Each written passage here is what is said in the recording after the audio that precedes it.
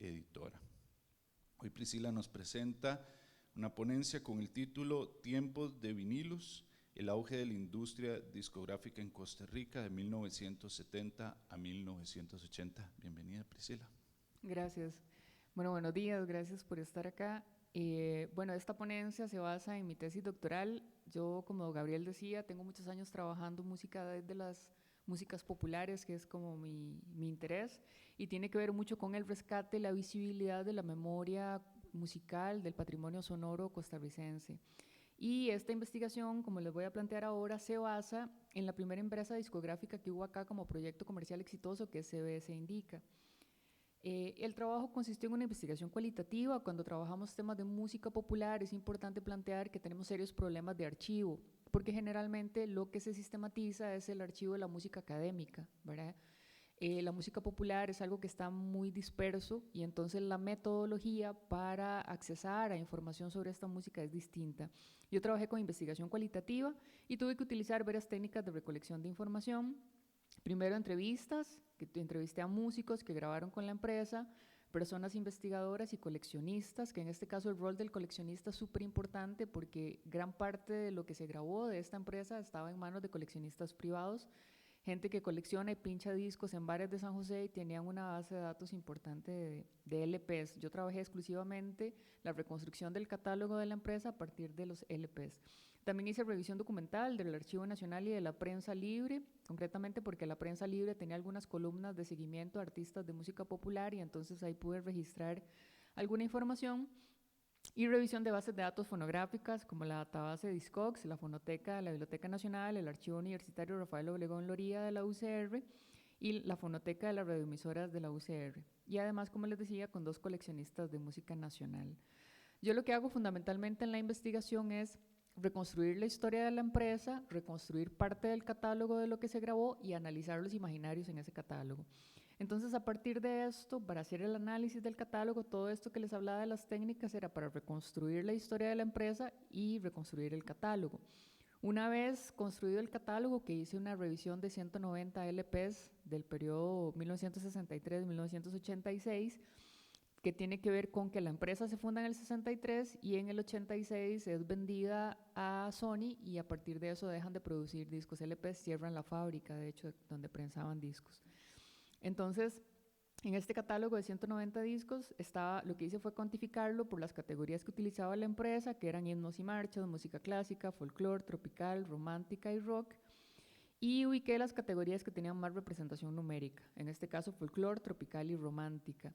Y a partir de esto, lo que hice fue un análisis de los imaginarios a partir del análisis iconológico de las portadas, fundamentalmente basado en Panofsky, y la ejemplificación de estas representaciones visuales con algunas letras de canciones que me servían como para terminar de darle contenido a lo que estaba planteando.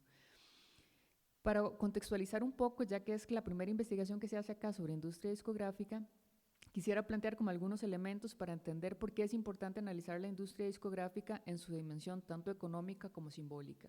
Y aquí parto de 3 premisas analíticas de autores de la sociología que me ayudan, y de la filosofía, que me ayudan a entender algunos elementos. Primero, a partir de Adorno y Horkheimer, planteo que las industrias culturales son sistemas de producción y reproducción industrial y simbólica que construyen objetos y artefactos estéticos para que circulen y sean consumidos masivamente. Estos objetos sintetizan y reproducen información, conocimiento y valores y por tanto tienen una función ideológica, simbólica y económica.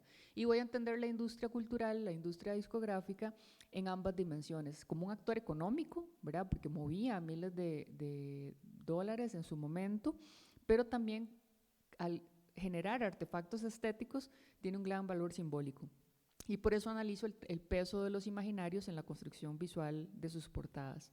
Con Bourdieu lo que planteo es que en la industria convergen tanto reglas del campo económico como del campo artístico, pues se producían, como les decía, bienes de gran valor simbólico. Y por tanto, para entender estas dinámicas de estas empresas se tiene que tener clara la génesis del campo, los agentes, las reglas y los capitales que estaban en disputa, así como la construcción social del gusto. Y con Castoriadis, finalmente, lo que planteo es que un disco de vinilo implica en el objeto la convergencia de letra, música e imagen y reprodujo una serie de imaginarios que anclaron en la población por medio del consumo. Entiendo imaginarios como una red de símbolos y narraciones a partir de las cuales la sociedad intenta representarse a sí misma y generar cohesión. Ahora, ¿cómo se construye la industria discográfica en el caso de América Latina, Centroamérica y Costa Rica? La industria discográfica inicia en las grandes urbes culturales, ¿verdad? Fundamentalmente en Europa y en Estados Unidos, pero rápidamente llega a América Latina y tiene algunas adaptaciones a las condiciones económicas e industriales de los países. En el caso de América Latina, vamos a encontrar en el inicio de la industria discográfica, fundamentalmente en la primera parte del siglo XX, dos agentes que son las empresas extranjeras como RCA Victors, Capitol y estas grandes empresas que llegan y abren sedes en América Latina, y también vamos a encontrar sellos locales, empresarios que con capital propio hacen las primeras industrias discográficas. Sin embargo, ya para 1980 las empresas internacionales habían monopolizado la producción, habían empezado a comprar sellos locales y tenían entonces grandes monopolios de la distribución y la producción. Eran ellas las que decidían en gran medida qué se grababa y cómo se divulgaba, ¿verdad? Sin embargo, vamos a encontrar en algunos países algunas empresas locales que sobreviven. En el caso centroamericano, es un poco difícil pensar en una industria discográfica porque estamos hablando del periodo de la década de 1970 a 1980, periodo del conflicto armado en Centroamérica, Centroamérica en llamas con conflictos de gran dimensión. Sin embargo, en este contexto vamos a encontrar un pequeño ecosistema de empresas discográficas como Dicesa en el caso de Salvador, Dideca en el caso guatemalteco, Fonica, CBS Indica y otras empresas menores como Disco Lira, Onda Nueva y en el caso nicaragüense, en el contexto de la Revolución Sandinista, un sello discográfico estatal que va a ser el único caso de un sello discográfico estatal, que es el ENIGRAC, que se hace en el contexto de la Revolución Sandinista y con el interés de, en el contexto también de creación de un Ministerio de Cultura, de divulgar cancionero popular nicaragüense, que era parte del proyecto también político-cultural del sandinismo. Esta industria, este pequeño ecosistema en Centroamérica entra en crisis durante la década de los 80 por las dimensiones del conflicto, fundamentalmente porque no se podían hacer actividades en países como El Salvador, donde habían toques de queda, etcétera, ¿verdad? En el caso de Costa Rica, lo que vamos a encontrar es lo que yo planteo, dos mercados de la música. Uno de la música académica, con apoyos en la creación de espacios para la ejecución, formación y difusión por parte del Estado. Estamos hablando de creación de Ministerio de Cultura, Orquesta Sinfónica, etcétera, ¿verdad? Que aunque son inversiones pequeñas en relación con el Estado, pues es un mercado que tiene apoyos sistemáticos, ¿verdad? Y eso es importante tenerlo en cuenta porque el vínculo con las industrias discográficas va a ser muy amparado con el Estado, con algunas pocas grabaciones, pero grabadas y financiadas por el Estado. Y vamos a tener otro mercado que es el de la música popular, que va a estar definido por el consumo y por actores comerciales como empresarios de radio, los dueños de salones de baile, posteriormente con la llegada de las discotecas. Entonces vamos a tener dos espacios diferenciados que, aunque no van a estar totalmente separados, porque en un país tan pequeño van a haber puentes de encuentro, ¿verdad? Van a tener algunas características distintas. En cuanto al proceso de producción de discos de CBS Indica, como les decía, CBS Indica es la primera industria discográfica como proyecto exitoso que se da en el país. Aquí les muestro un anuncio donde se plantea la publicidad del primer disco LP prensado y elaborado totalmente en Costa Rica, que se da en 1963. Hay varios intentos antes de CBS Indica. Por ejemplo, en 1956, Roberto Aragón y Gonzalo Páez fundan el sello ARPA, ¿verdad? Sin embargo, ellos no tenían planta de prensaje, había que grabar acá y mandar a prensar a Colombia generalmente. Entonces, como proyecto comercial no tienen mucho éxito, hacen algunas grabaciones, pero son proyectos de poco alcance. Es en 1963 cuando se crea la Industria Centroamericana Limitada con el empresario Oscar Stubb, y es esta empresa la que define las reglas del campo económico, pero también del campo artístico en temas como derechos de autor y registros de obra. Aquí podemos ver un anuncio de periódico de ese primer año de funcionamiento de la empresa, donde están justamente llamando a cantantes, ejecutantes, compositores, orquestadores, solistas, conjuntos y orquestas a acercarse y presentar sus talentos a la empresa para la posibilidad de ser grabados. Y llama mucho la atención en esta noticia que se buscan músicos tanto aficionados como profesionales. Es decir, que lo primero que hace la empresa es mapear el talento existente para ver qué podía grabarse, ¿verdad? Y es en 1980 donde se da lo que algunas personas funcionarios de la empresa con las que conversé hablaban como la época dorada de la música nacional. Si bien la empresa se inicia en el 63, es en el 80 y muy vinculado a una música que es el chiqui chiqui, donde como proyecto comercial la música costarricense tiene éxito, tienen patrocinios, hay muchos tirajes, mucha venta, ¿verdad? Es como un momento pico a nivel industrial del éxito de la música popular costarricense. Los grupos más populares del momento grababan un disco LP al año y entre 1 y 3 discos de 45. La dinámica era esta, se tiraban discos de 45, ¿verdad? Que eran los discos pequeñitos que tenían una canción a cada lado, y ahí se probaba el éxito y a partir de eso los grupos que eran más exitosos se les grababa un LP a fin de año y tenía que ver con que a fin de año las personas tenían más solvencia económica por los aguinaldos y entonces ahí se vendía el producto más caro que era el LP. Los tirajes eran pequeños, de 250 a 300 discos, ¿verdad? Sin embargo, se hacían reprensajes a partir de la demanda y se llegaba a 3.000 copias. Hay que recordar también que los discos eran un bien costoso, ¿verdad? Así lo planteo en la investigación. Y entonces, obviamente, habían picos de consumo que fundamentalmente eran hacia final de año.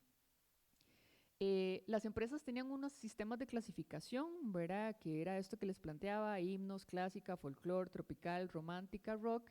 Y estas clasificaciones tenían que ver con la posibilidad de que una persona al entrar a una venta de discos pudiera ubicar pues qué era la música que andaba buscando. Y estos sistemas de clasificación representaban síntesis de lecturas de mercado por parte de la empresa. El catálogo era seleccionado de dos maneras. Uno era seleccionado por la empresa en el Departamento de Arte y Repertorio, pero también al ser la única empresa que había en el país, ellos vendían servicios, ¿verdad? Y vendían servicios a personas, ¿verdad? Músicos que tenían el capital para poder pagar su grabación, instituciones, porque había muchas instituciones que tenían grupos artísticos, que eso se dio mucho en el folclore, y contrataban a la empresa para grabar un disco. Y también ellos eran subcontratados por otros sellos que no tenían fábrica en el país o no tenían estudio de grabación y contrataban a la empresa para que los grabara y les prensara a algunos artistas locales.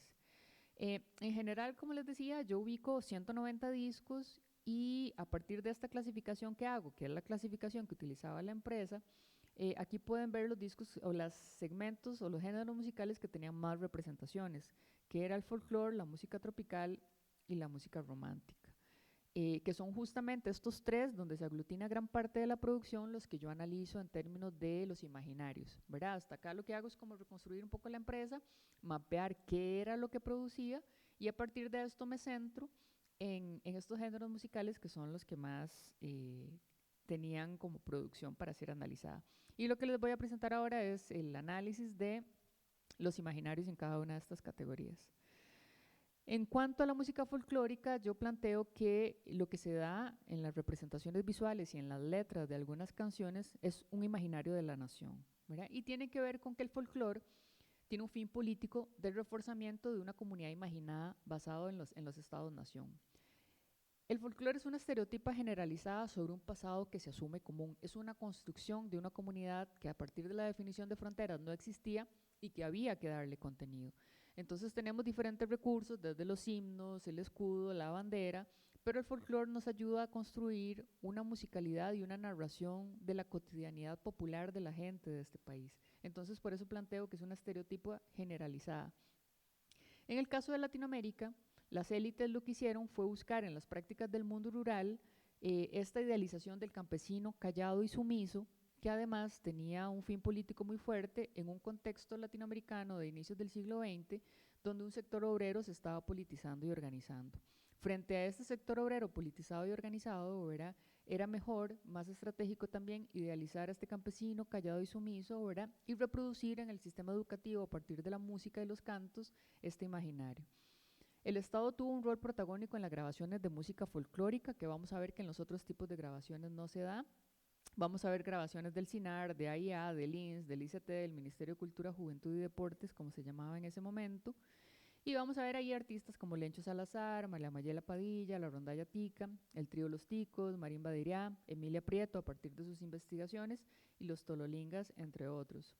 Acá lo que planteo es que el imaginario dominante es la construcción idealizada de los campesinos pobres e iguales. Y vamos a encontrar estas representaciones repetitivas. Aquí vemos una portada de un disco de Lencho Salazar, donde se ve como una síntesis de estas representaciones, un uso del lenguaje local y el término tico, ¿verdad?, que construía todo un imaginario de este hombre, ¿verdad?, que era el centro del relato, blanco, igualitario, democrático, religiosamente católico y lingüísticamente rural. También va a haber una representación de este mundo rural apacible en elementos como las casas de adobe, los trajes típicos, la carreta de sarchí, el sabanero.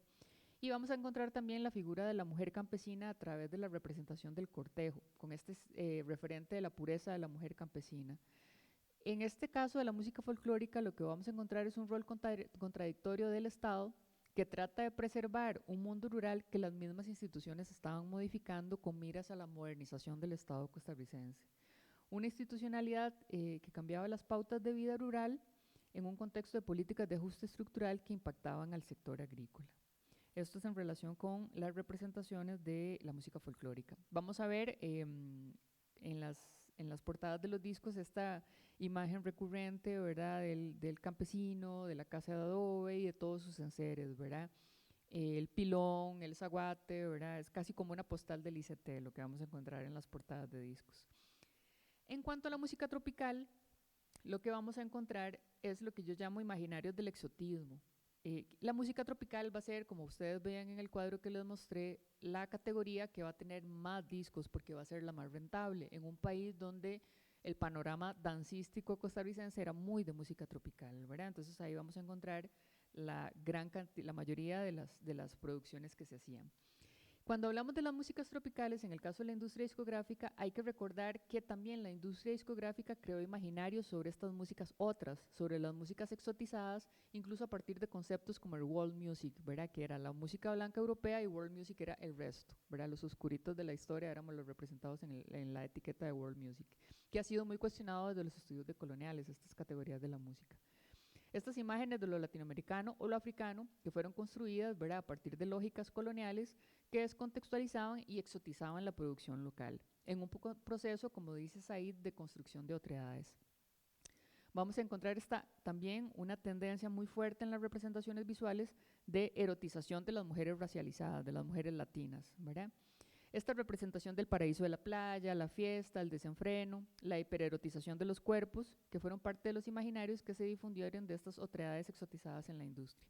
Y aquí vamos a encontrar grupos que son parte de nuestra memoria sonora, ¿verdad? Grupos como Paco Navarrete y su conjunto Show, la orquesta de Lubin Barahona, Otto Vargas y su orquesta, Solón Sirias y su Tinaja Brás, Lemaire y su clan, los Ixos, sus diamantes, los abejorros, la empresa, Jaque Mate, la banda, la pandilla, Manantial, Caribú, los Alegrísimos, Alfa 7, Taboga, es decir, todo lo que se conoce como música costarricense y posteriormente el Chiqui Chiqui pasó por los estudios de CBS Indica.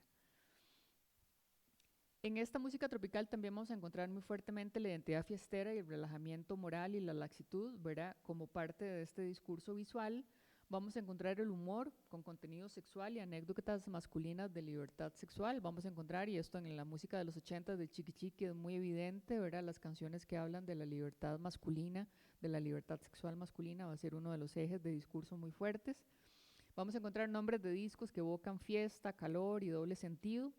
También vamos a encontrar lo que Camilo Retana denomina el disfraz escénico, ¿verdad?, que tiene que ver con, como vemos en esta portada de Jaque Mate, esta tendencia a darle un plus a las representaciones tanto de los discos como en las representaciones en escena de los grupos, el uso del disfraz para darle mayor significado y mayor presencia a los grupos.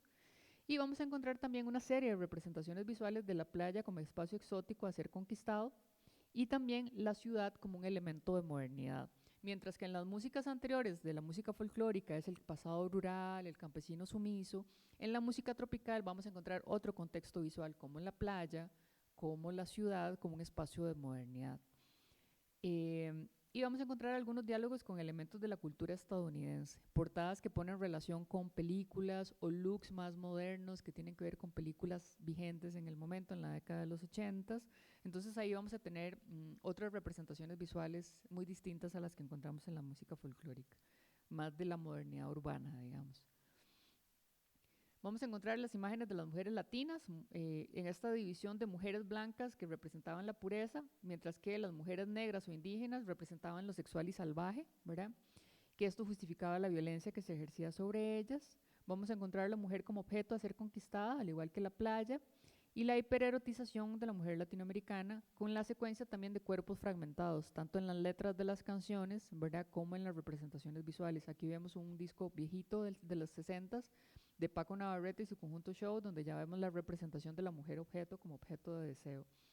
Y dentro del discurso de la exuberancia y el salvajismo, la mujer va a ser un elemento más a ser poseído. Y en esto hay varias investigaciones que plantean, tanto en la publicidad turística como en la música,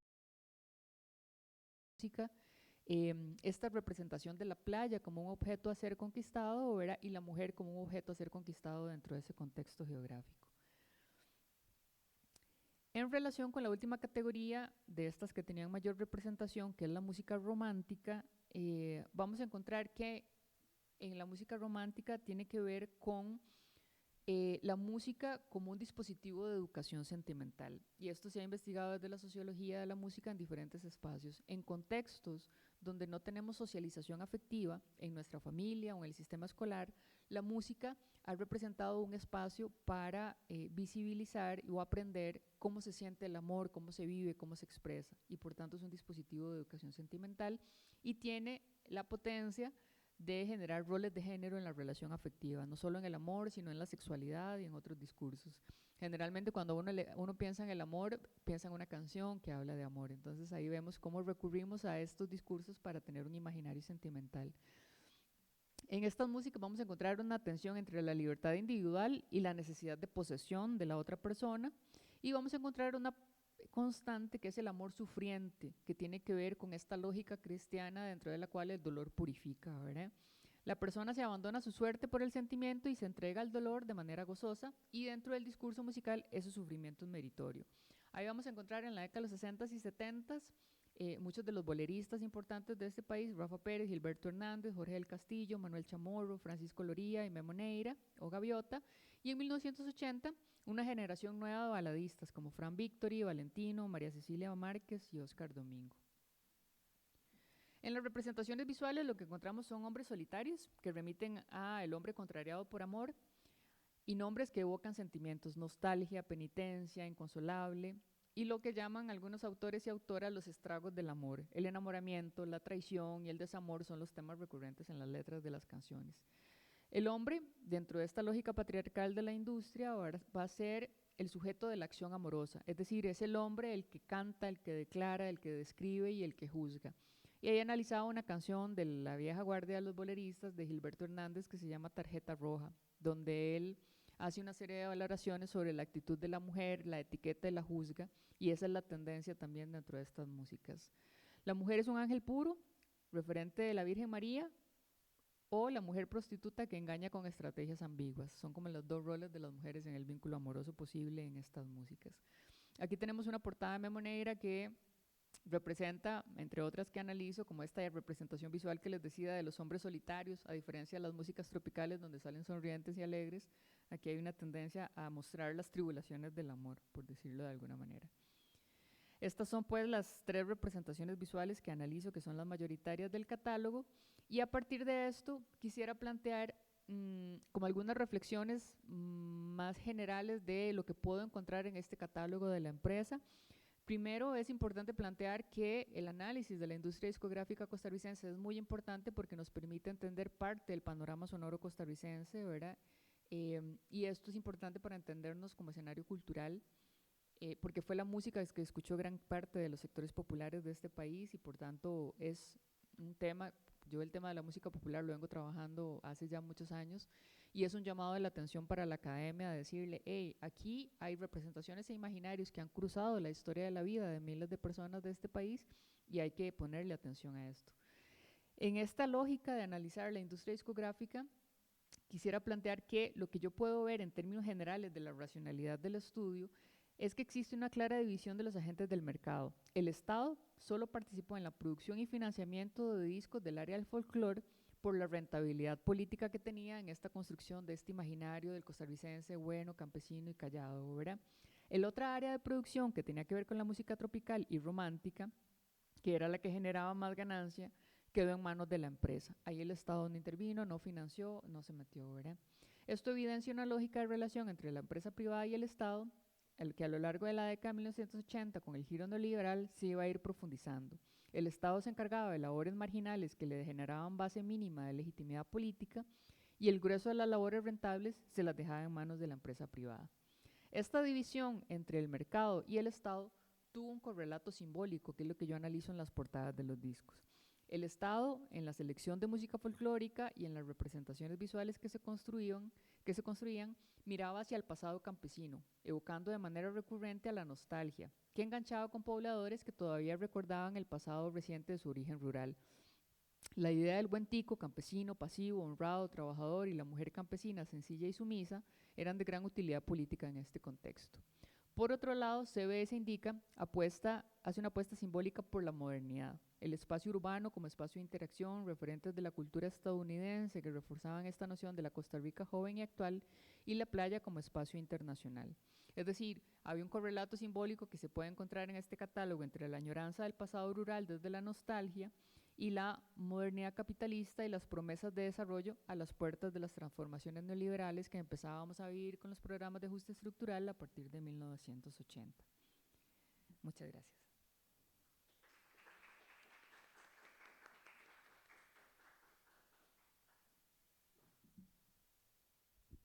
Muchas gracias, Priscila. Ahora tenemos la ponencia del compañero Manuel Matarrita. Manuel es profesor catedrático de la Escuela de Artes Musicales, es doctor en Artes Musicales con énfasis en piano de la Universidad Estatal de Luisiana y es graduado del Programa Ejecutivo de Innovación Artística de Global Leaders Program. Actualmente es director del posgrado en Artes y vicedecano de la Facultad de Artes. Hoy nos trae la ponencia Repertorio Pianístico de Costa Rica, un nuevo repositorio del patrimonio musical costarricense. Bienvenido, Manuel. Muchísimas gracias, Gabriel, y muchísimas gracias al Instituto por abrir este espacio, por mantenerlo por tantos años y darnos la oportunidad de exponer pues, un poco de nuestro trabajo. Bueno, como bien se anunció, el título de esta presentación se llama Repertorio Pianístico de Costa Rica. Ese es el título de una página web que va a estar a disposición de todo el mundo a partir del próximo lunes. Es un proyecto pues, en el que he estado trabajando ya por varios años, que no tenía esta intención inicialmente, como les voy a explicar en un momento. Un nuevo repositorio del patrimonio musical costarricense, no entendido como la totalidad del patrimonio musical, sino uno más de este gran campo que es el patrimonio musical de Costa Rica. Esta imagen, lo que quiero es como contrastar dos momentos históricos separados por más de un siglo, 150 años casi, y es las primeras manifestaciones de creación musical en Costa Rica después del periodo de independencia, cuando ya se consolidó como nación y se podía hablar de música costarricense oficial, ¿verdad? Y siempre lo circunscribo dentro del ámbito de música formal o música académica, por supuesto. Sabemos que hay muchas expresiones, como las que acaba de explicar muy bien acá Priscila, pero estoy hablando de la música, específicamente música para piano y música de carácter, digamos, de concierto, música más formal. Y las tres instancias más importantes en donde se practicaba la música, esas músicas, era la educación. Aquí hay una imagen del Colegio San Luis Gonzaga, que es la primera institución secundaria del país, y donde se enseñaba música. Fue un centro muy importante, Cartago fue un centro muy importante musical en la segunda mitad del siglo XIX y después. El segundo, las bandas militares, que había varias y que eran como la institución oficial donde se practicaba la música y donde se enseñaba la música también. Y lo que ven como última imagen es la música de salón, música de pequeños ensambles que se practicaba en lugares menos formales. No estamos hablando necesariamente de teatros, sino en pequeños salones, en casas donde había piano, donde había instrumentos, donde la gente se podía reunir a hacer música. En ese momento todavía no estamos hablando de que ya se hayan fundado escuelas de música, como la Escuela Santa Cecilia o el Conservatorio mucho más adelante, pero esos eran los tres focos, ¿verdad? Y eso era lo que pasaba 1850 en adelante, no tanto ahí, más bien como de 1870 en adelante. toda la primera mitad del siglo XX. Y hoy, que tenemos un mundo completamente conectado, tecnológico, globalizado, donde podemos acceder a toda la información en un clic. En este momento me están viendo, quién sabe por dónde, lo van a poder ver más adelante, y todo está completamente conectado. En ese momento, pues, eso no existía. Entonces, este proyecto lo que trata es, de alguna manera, combinar esos dos mundos. ¿Cómo fue que surgió esto? Inicialmente fue un proyecto de investigación, y como les decía, no tenía la intención de hacer una página web. En un principio, el proyecto de investigación lo planteé, estuvo inscrito en la vicerrectoría y se finalizó y todo. Era la recolección de obras para piano de compositores costarricenses. No tenía, digamos, ningún rango cronológico. No lo había pensado necesariamente en música del siglo XIX, sino hacer una antología de música costarricense para piano. ¿Y esto por qué? Porque cuando yo fui estudiante, ya hace 30 años, conocíamos como 2 o 3 piezas para piano. Y les puedo decir que era el Preludio y Danza de la Pena Negra de Benjamín Gutiérrez, que estaba publicado, el Vals Leda de Julio Fonseca, y hay las piezas de Don Bernal, Bernal Flores, que estaban por allí, y alguna otra cosa. Y eso era lo que se conocía como música costarricense, y era un territorio al que no se entraba, primero por desconocimiento, y por otro por un prejuicio de que la música costarricense para piano no iba a ser jamás de la misma estatura de la música europea. Es un pensamiento que, por supuesto, ya ha cambiado notablemente. Pero yo creo que más que nada era una cuestión de accesibilidad. No teníamos en realidad acceso a esa música, ni nadie se había preocupado por hacerlo. Ahora que Priscila hablaba de que la música, los archivos casi siempre están relacionados con música académica, ¿verdad? Eso es reciente, realmente reciente en nuestra historia. Eso es algo de hace 30 años, digamos, que empezó el Archivo Histórico Musical, y ahora sí vemos hay una cantidad gigantesca de música, gigantesca decimos, ¿verdad?, porque es bastante, comparada con lo que teníamos hace 30 años, pero es un poco una ilusión porque no está todo, y eso es algo que apareció pues muy tarde en la historia, muy tarde porque no hubo una sistematización de archivar la música, no hubo interés de los compositores de guardarla, no hubo interés de publicarla tampoco, en términos generales, ¿verdad? Por supuesto que sí hubo por ahí algunas instancias que podían hacer publicaciones, o algunas personas, por ejemplo, el legado de Julio Fonseca, de Alejandro Monestel, que se preservó de alguna manera, pero otros sencillamente desaparecieron. Entonces era como empezar el rastro de esto. Como les decía, era hacer una antología, y la idea era publicar un libro con unas cuantas piezas, sobre todo que demostrara como un recorrido histórico desde los inicios, mitad del siglo XIX, hasta nuestros días.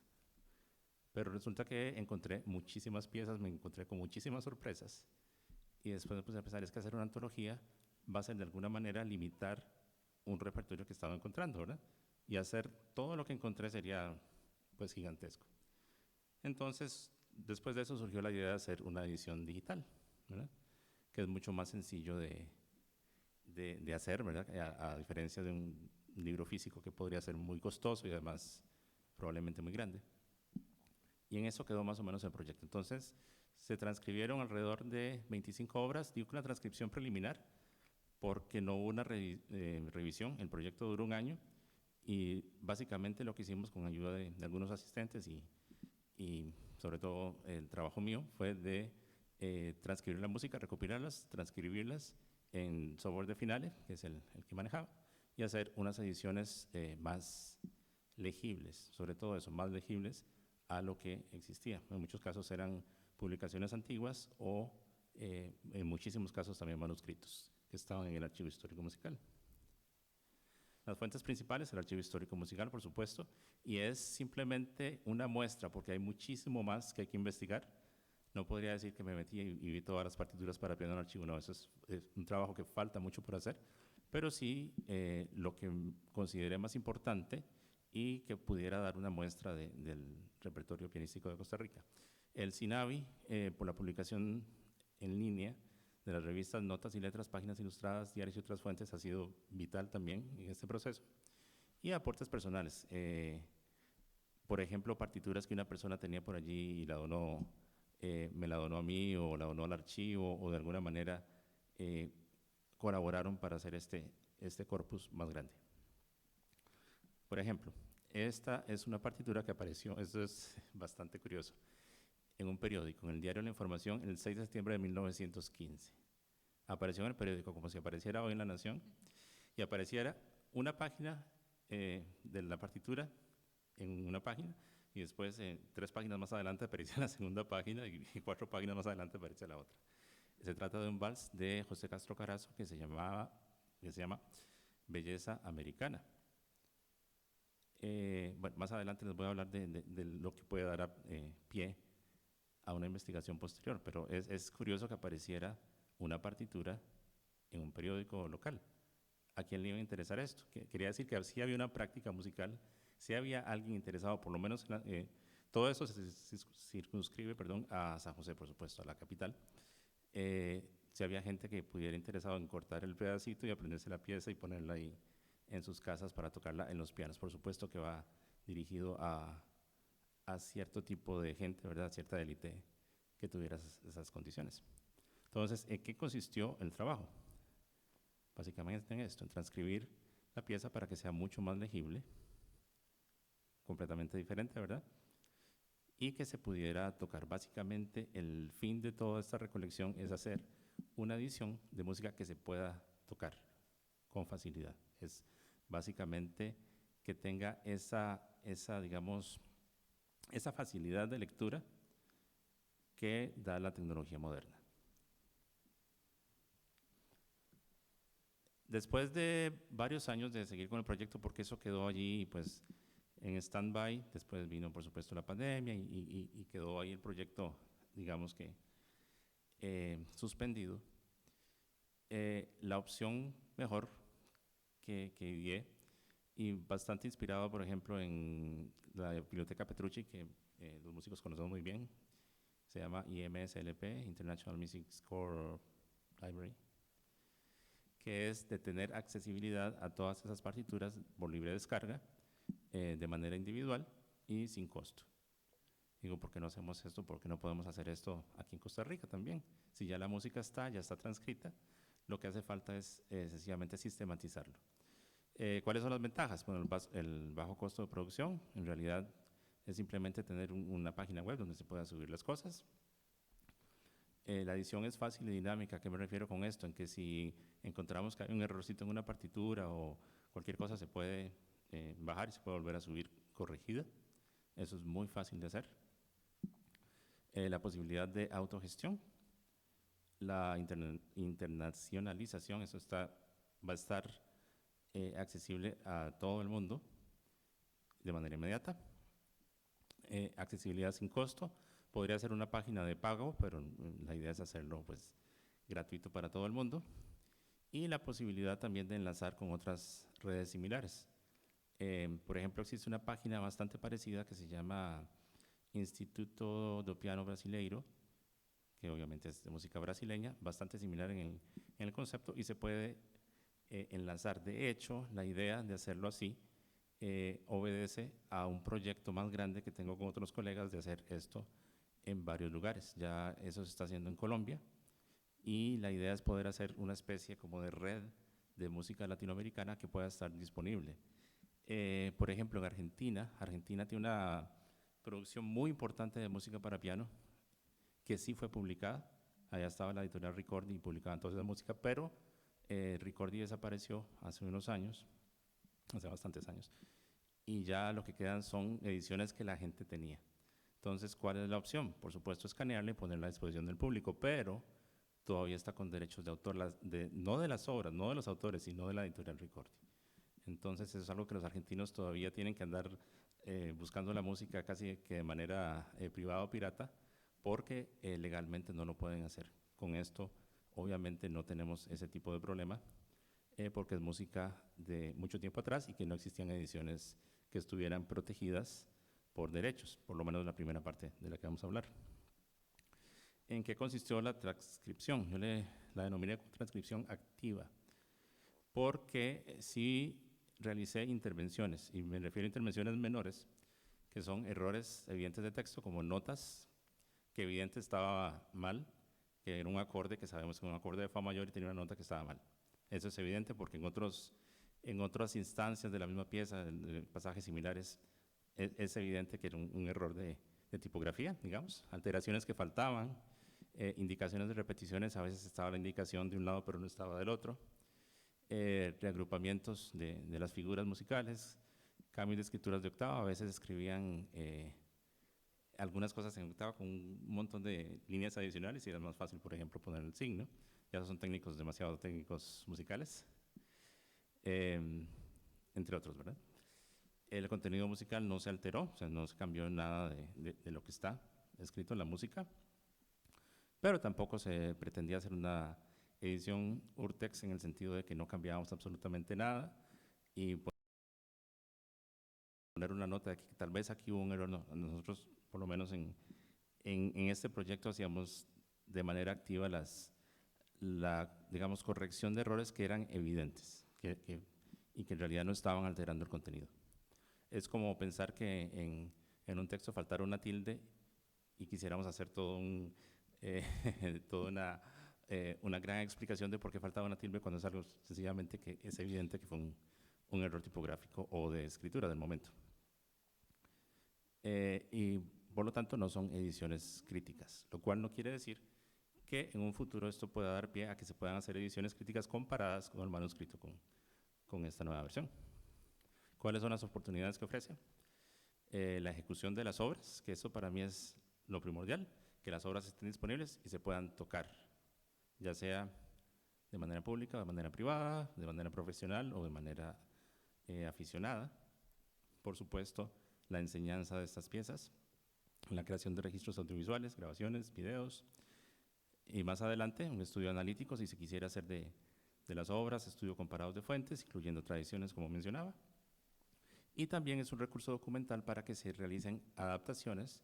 Por ejemplo, cualquiera de las piezas se puede hacer una versión para violín y piano o para cualquier otro tipo de ensamble, ya con una versión, con una edición mucho más clara de la obra.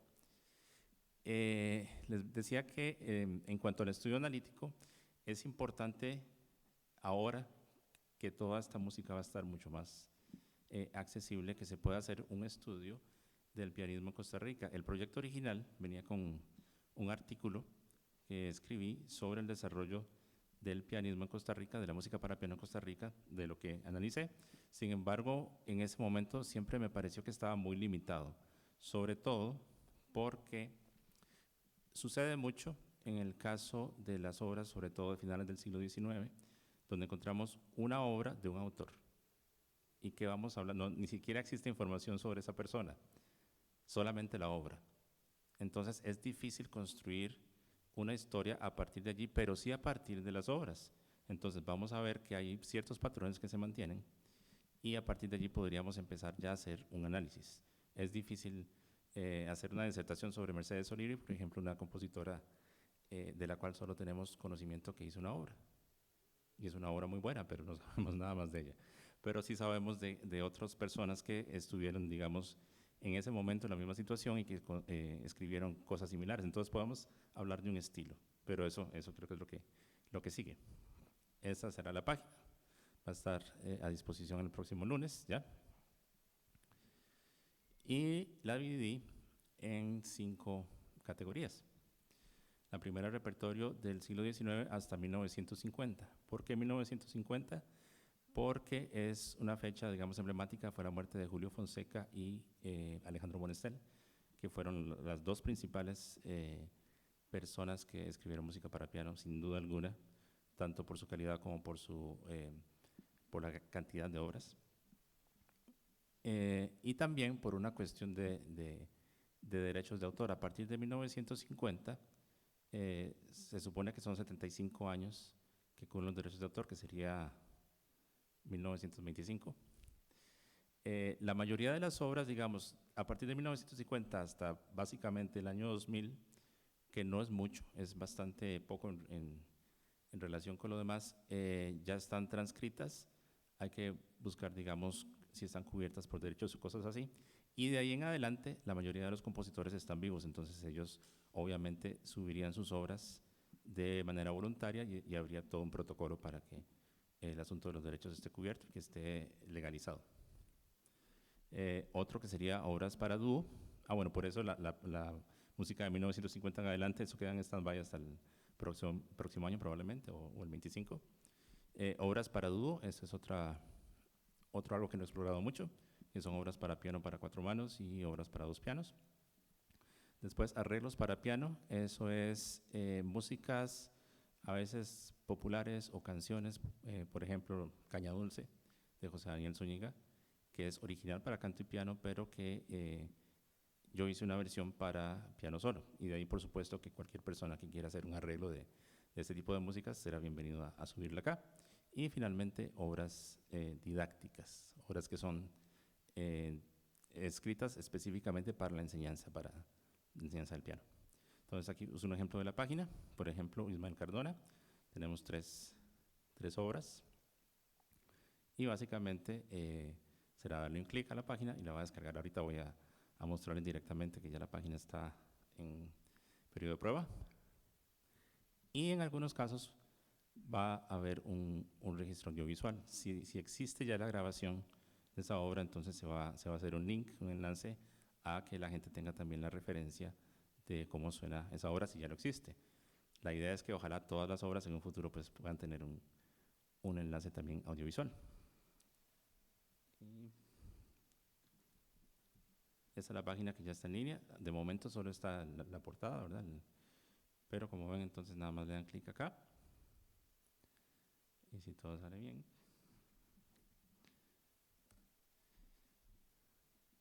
Ahora sí, ahí despliega la página y aquí están todas las piezas que ya están subidas. Vamos a poner un ejemplo cualquiera. Vamos a ver, el de la patria. Entonces hacemos un clic y ahí está la página, la partitura para descarga. Ahí está la edición. Y también el enlace. Ese no es. Qué raro, salió otra cosa. Esta es de otra pieza, pero ahí está. Ahorita no va a sonar, pero no importa. Casi todas están en YouTube para que no haya problemas con que la gente no tenga Spotify o otro tipo de redes.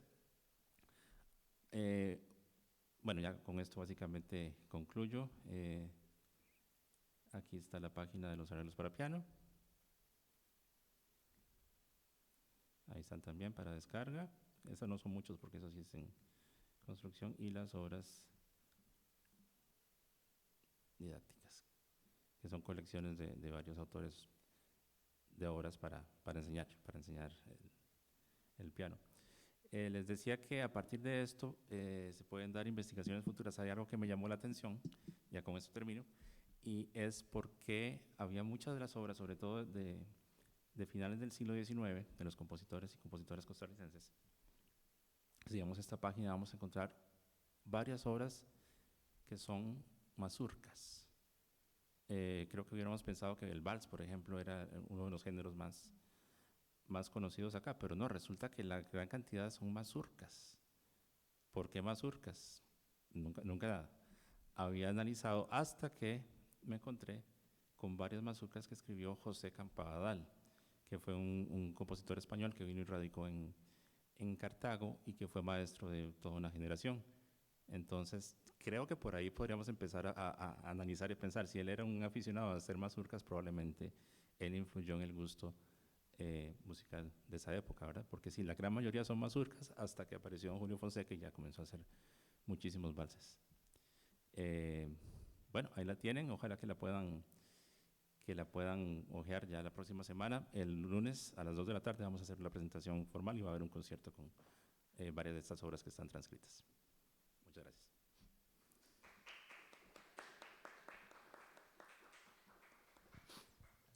Muchas gracias, Manuel. Tenemos ahora un periodo para preguntas. No sé si alguien aquí en la sala tiene algún comentario. Ok, hay 3. Vamos tal vez Pablo, Berto, el compañero. Te paso el micrófono para que se oiga en la transmisión.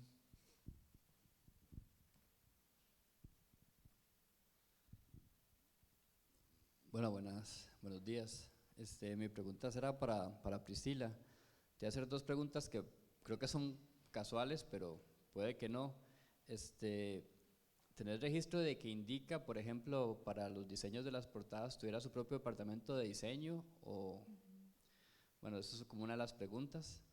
Sobre todo porque creo que creo que se escapa de la investigación que estás haciendo, pero creo que estas imágenes, evidentemente que están representadas en este nuevo dispositivo, ¿verdad? Este nuevo dispositivo que está llegando al país, pues no se producen de la nada. Me imagino que tienen que haber antecedentes en otros formatos, tal vez en el mundo editorial, en el mundo televisivo, ¿no? Estos imaginarios se plasman ahí. Si bien es cierto, el dispositivo es nuevo, los imaginarios no. Esa es como la primera pregunta, ¿verdad? Que tal vez también haya que ver si había también un fenómeno regional en torno a eso. Y lo otro que te quería preguntar era, hablaste un poco del costo de los discos, que era muy caro. No sé si tenés también como el dato de proporcionalmente cuánto costaba eso, porque también me imagino que había unas nuevas formas de sociabilidad en torno a esos discos, en torno a las compras de discos, en torno a ir a las discotecas o ir a los lugares, porque me imagino que también esos dispositivos no eran tan accesibles como creemos, pero sí generaban muchos espacios sociales que también tienen que ver con una nueva Costa Rica con los 80, me imagino. Sí, no, súper interesante. Con el tema del diseño, de hecho esta investigación posiblemente va a derivar otras investigaciones. Ya hay un compañero que está acá, estudiante de diseño, que quiere hacer un trabajo sobre el diseño en las portadas de Indica a partir de esta investigación y del catálogo de 190 discos. Ellos tenían un departamento pequeño de diseño, pero también contrataban. Por ejemplo, hay algunas portadas, yo no me metí como en esa parte, pero por ejemplo en la música tropical hay un salto. En la década de los 60 hay una tendencia a representar solo fotos como del grupo, los hombres como con el traje, el director del grupo como con un traje de otro color para que se vea que es el director. Hay unas representaciones muy tradicionales, pero a partir de 1980, finales de 1970, inicios de 1980, hay una como desacralización de los músicos y las portadas son mucho más dinámicas y ahí sí encontramos más imaginarios sobre las representaciones, entra mucho el humor, entonces las portadas, los músicos salen, hay una portada muy curiosa de un disco que se llama El Pollo, y salen como en una pollera, sentados en medio de las gallinas. Después hay muchas imágenes que tienen que ver con caricaturas, y entonces ya ahí la empresa ya no se abastecía con el diseñador que tenía, sino que contrató incluso a algunos artistas plásticos que estuvieron vinculados a algunas de las portadas.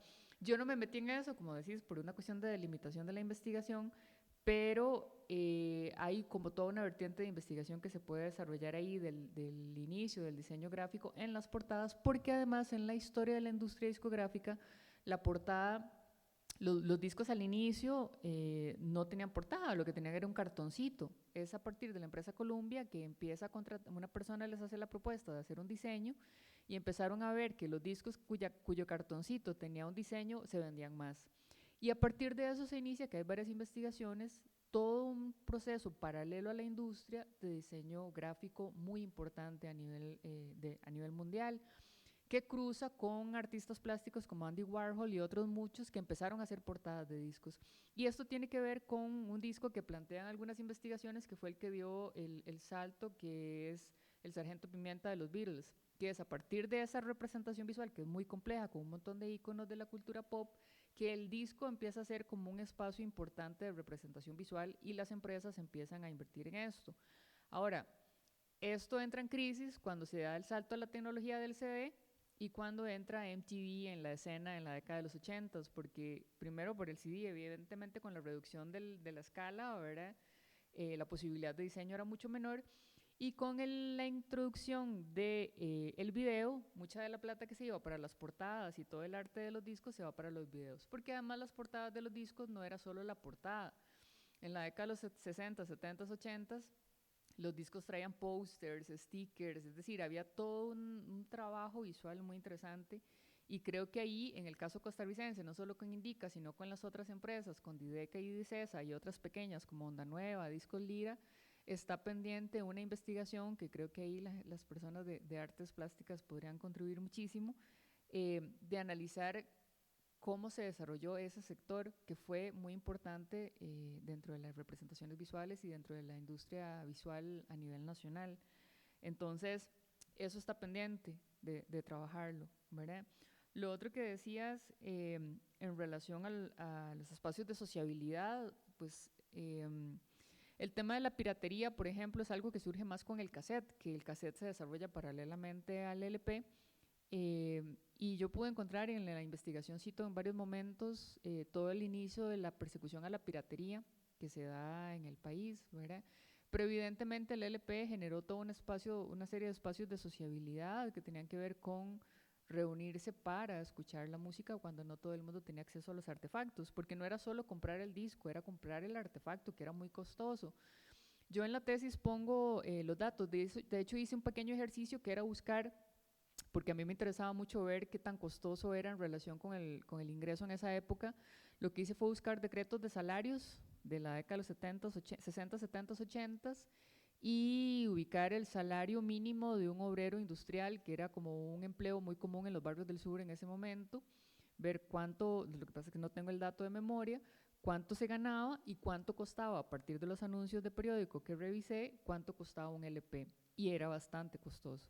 Por eso, ahora no recuerdo la relación, pero sí yo señalo en la tesis que era un artefacto bastante de lujo, pero además el artefacto para escucharlo era mucho más costoso. Entonces encontró muchos anuncios en San José de almacenes que vendían a pagos la consola, ¿verdad? De diferentes niveles de consola.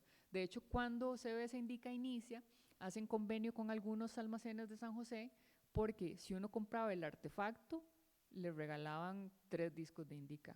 Dependiendo del costo del artefacto, porque habían unos muy sencillos y otros más grandes, así le regalaban cierta cantidad de discos de Indica para que empezara su colección. Entonces también hubo como toda una activación de economía a partir de eso. De hecho, cuando la empresa inicia en el 63, hay todo un boom porque estamos hablando de una Costa Rica en proceso de industrialización. Entonces fue muy llamativo, una empresa de punta, con tecnología de punta, porque de hecho las máquinas de prensaje las traen de Estados Unidos y eran unas muy buenas máquinas.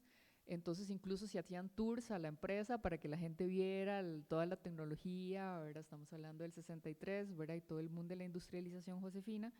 Entonces la empresa también tuvo mucho auge y mucho pegue en ese sentido, ¿verdad? Pero yo creo que también estas investigaciones dan pie para otras muchas investigaciones. Por ejemplo, este tema del lenguaje visual, ¿verdad? Y todo el que se empieza a construir en la música, pero también qué pasaba con las otras empresas discográficas como Dicesa, Dideca, Onda Nueva, Discos Lira. Es decir, había todo un entramado de industria cultural también aquí, muy pequeño, pero que también es importante tratar de entender cómo funcionaba, y de ahí yo solo trabajo de las fases de producción de un bien cultural, que es producción, distribución y consumo. Yo solo trabajo la primera fase, que fue la producción. Yo no me metí en la parte de la distribución ni en la parte del consumo cultural, porque obviamente tenía que terminar la investigación. Pero esta parte de la distribución, ¿verdad? Del vínculo con las televisoras, con las radios del momento, cómo se hacía toda esta difusión, ahí hay muchos temas de investigación. Y en la parte del consumo cultural también hay mucho tema de investigación sobre lo que produjo estas industrias. Pero yo creo que parte de la importancia de estas investigaciones es poner el foco en temas del espacio de sociabilidad y el espacio de la cultura popular costarricense que no se visibilizan desde la academia, y parte de mi interés es que la academia, como les decía ahora, empiece a mirar estas producciones culturales como dignas de ser estudiadas desde el espacio de la academia, ¿verdad? Gracias, Priscila. Bertol. Muchas gracias a Priscila y a Manuel por la exposición, por este trabajo. Bueno, el de Priscila, digamos que cerrado, el de Manuel está arrancando, ¿verdad? Con el de Manuel tenía una pregunta respecto, digamos, a la plataforma, ¿verdad? Que es también de autogestión, y también que estaba la advertencia que no eran ediciones críticas, ¿verdad? Por lo menos no eran ediciones críticas en el proyecto precedente, ¿verdad? Pero podría tener espacio para, digamos, si alguien hiciese una edición crítica de una obra de piano, que pueda también subirse, digamos, se podría incluir de pronto en este repertorio pianístico también como trabajos digamos, que acompañen justamente al repertorio, digamos, esa apertura. Por supuesto. La idea de arrancar es, digamos, que la iniciativa fue mía, pero no está cerrado a que nadie más pueda contribuir. Más bien, lo que quisiera es que la gente pueda contribuir y pueda aportar. De ninguna manera van a ser solo ediciones mías. Para mí, yo creo que esto fue el grueso de lo que hice. No digo que no voy a hacer más, pero yo creo que ya hice bastante. Vamos a ver qué viene en el futuro. No, pero por supuesto que está abierto para todo tipo de arreglos, ediciones críticas. Y más bien, lo que quisiera es que se pudieran generar investigaciones e ediciones críticas. Por supuesto que sí. Compañero por aquí. No, era una pregunta para, bueno, primero que nada, muchas gracias a los dos ponentes, y era una pregunta para Priscila. Digamos, yo en este tema tengo curiosidad, pero soy cero especialista, y me acuerdo que he revisado una vez los datos de un disquito que había hecho Bocaracá, que era el grupo que estuvo antes de Marfil, y salía que la productora era Padisco, que era una productora panameña. Y después el libro, el disco del 77 aparece con Dideca, que a pesar de que el nombre es centroamericano, es una empresa guatemalteca, si no estoy equivocado. Entonces quería preguntar cómo eran esas lógicas y esas dinámicas de producción de los músicos locales con productoras que eran de otros países de Centroamérica, y lo mismo si existían músicos de Centroamérica que venían a Costa Rica a producir sus discos. Sí, yo no me metí tanto en esa parte de la dinámica regional, pero sí, por ejemplo, incluso antes de que existiera CBS Indica, habían grabaciones de música popular costarricense. Algunas bandas como Lubín Barahona y otras grabaron con sellos disqueros colombianos, con pequeños sellos disqueros colombianos. De hecho, hay una investigadora en Colombia que trabaja con un sello disquero que hizo un trabajo similar al mío, pero en Colombia, y hay algunas grabaciones. No es que los músicos costarricenses hasta que aparece Indica graban, sino que muchos grabaron, y algunos, y eso lo plantea Mario Saldívar en sus investigaciones sobre algunas bandas y algunos músicos, tuvieron mucho vínculo internacional, hacían giras a Venezuela, a Colombia, a Barbados, a México, obviamente, ¿verdad? Que era un espacio cultural al que aspiraban. Entonces sí había mucha grabación. Lo que hace Indica es abaratar costos, y ahí sí hay un boom porque obviamente es más barato.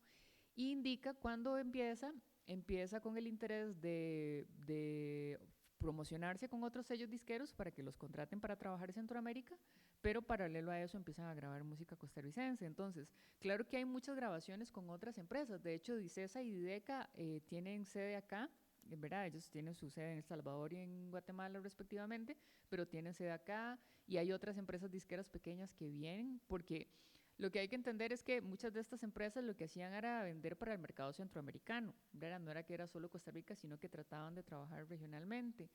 Lo que sí me llamó la atención, que no lo menciono ahora que hablas de Bocaracá, en el caso de Indica, era que no hubo un interés por el rock, cosa que en Dideca, por ejemplo, sí lo hubo en el caso guatemalteco. Por ejemplo, Lux Nahual grabó con Dideca varios de sus discos.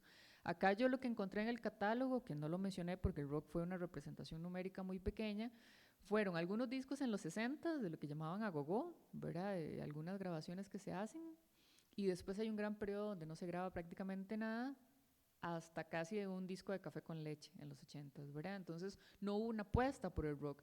Hablando con algunos coleccionistas, lo que me decían es que Indica era un poco conservadora, digamos, en lo que seleccionó para el catálogo. Y el rock grabó, pero grabó con otras empresas disqueras más pequeñas y pagándose ellos, no por selección de catálogo, no pagado por la empresa, sino autofinanciado, ¿verdad? Por eso tenemos tan pocas grabaciones de rock del periodo, porque no hubo interés de las disqueras. De los pocos discos que tenemos es de Shenok, ¿verdad? Que fue autogestionado.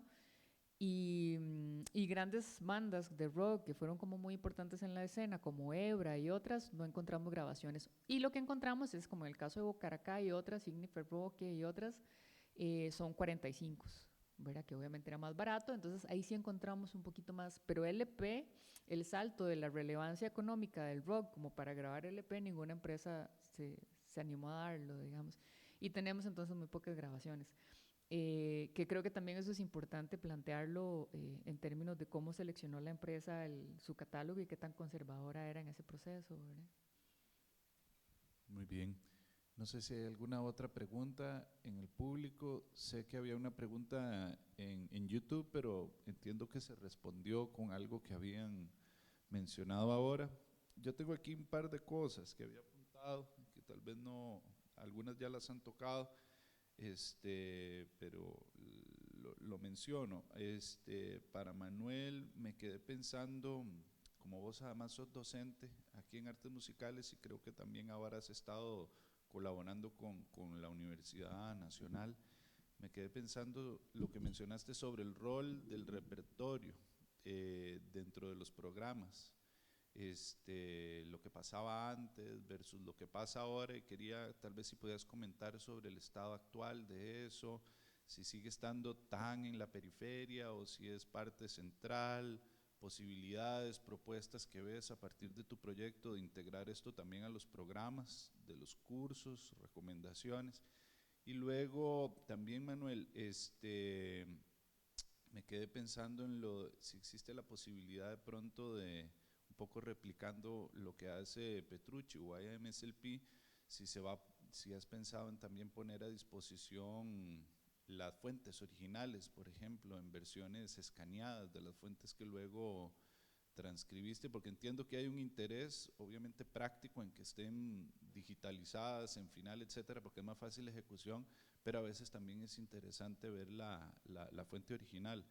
Y luego para Priscila, ahorita que mencionaste, ya tocaron un poco sobre la relación entre los artistas y la empresa, pero me quedé pensando si la empresa únicamente se encargaba de la parte de postproducción, que de fijo lo hacía, distribución, me imagino que también a veces ponían el estudio a disposición, pero me quedé pensando si había alguna relación entre empresa y artistas también al nivel de, por ejemplo, poner plata para el periodo de composición, la preparación de arreglos, si se le pagaba a los arreglistas o si era más como que los grupos llegaban ya con el producto, digamos, preproducido y la empresa se involucraba en el proceso a partir de la grabación y distribución.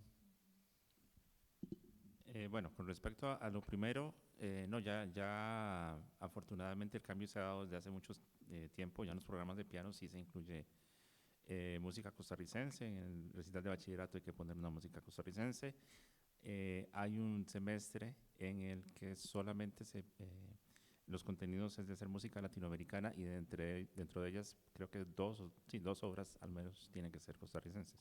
Entonces ya digamos que eso está de alguna manera previsto.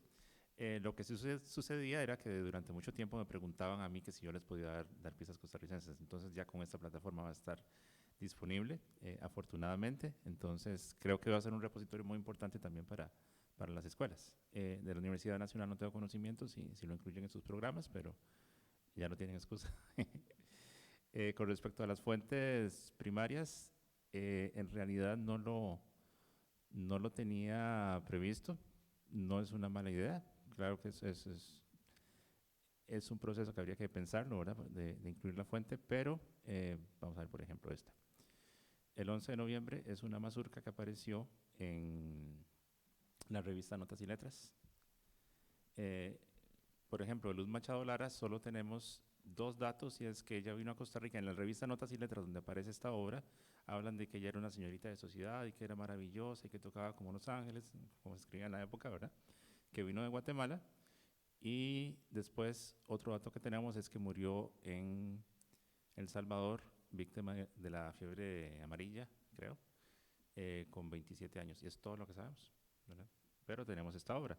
Sí, en todas las partituras aparece cuál es la fuente. O sea, no es sencillamente la transcripción, ahí aparece la fuente. Entonces, eso está disponible en línea.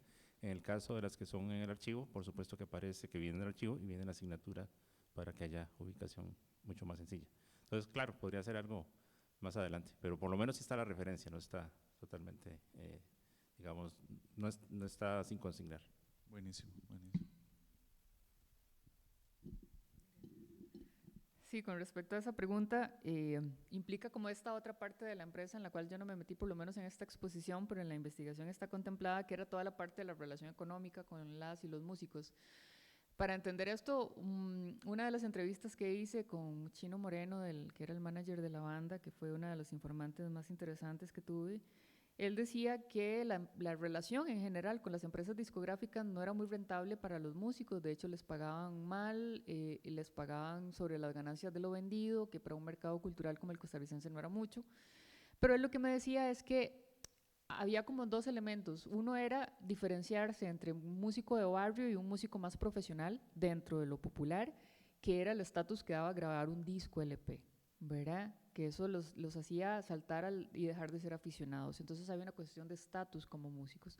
Pero además lo que él me decía es que los discos eran, y él me lo ponía así, eran cartas de presentación, ¿verdad? A partir de las cuales a ellos los contrataban para tocar en vivo y que ahí sí tenían ganancias, ¿verdad? Y hubo empresas, hubo grupos como el que se llamaba La Empresa, que no era casual porque fue un grupo muy exitoso comercialmente y funcionaba como una empresa en muchos sentidos, que sí lograron capitalizar mucho dinero, o grupos como Marfil, que hasta el día de hoy, ¿verdad?, capitalizan mucho. Entonces él decía que los LPs eran más como una inversión que hacía el grupo para tener una carta de presentación y a partir de eso sonar en las radios, y ahí sí venían las contrataciones para eventos y eso, y ahí sí capitalizaban, ¿verdad? Entonces, planteo esto para decir que toda esta parte de preproducción y todo esto lo asumía, o sea, las bandas se pagaban a sí mismos los ensayos y etcétera, ellos llegaban a grabar, ¿verdad? Y a partir de eso la empresa asumía el resto del proceso, pero a los músicos no se les pagaba por todo el proceso previo, ni se les pagaba por la grabación, sino que se les pagaba con lo vendido, un porcentaje, que ahí habían como diferentes negociaciones, porque se negociaba con cada grupo dependiendo del éxito que ya tenían, y se definía un porcentaje de lo que les pagaban sobre lo vendido, ¿verdad? Entonces, pero también los personeros de la empresa CBS Indica seleccionaban algunas canciones internacionales para que la grabaran bandas de aquí, para que fueran hits de ventas. Ustedes saben que muchas de las cosas que conocemos como chiqui chiqui y música popular de la época no era música de las bandas de aquí, sino que eran cosas de otras bandas del Sudamérica, etcétera, que aquí se grabaron y que se asumieron que eran costarricenses, pero no lo eran. Incluso canciones como La Avispa y otras, ¿verdad?, que uno diría que es como la música popular de los 80s, no eran músicas necesariamente propias. Entonces también había esa relación donde la empresa seleccionaba algunas cosas para que fueran grabadas acá por algunas bandas que ellos elegían. Entonces la relación fue bastante más compleja, ¿verdad? Pero en general financieramente no era muy rentable la relación directa con la empresa, y eso pasaba a nivel internacional también.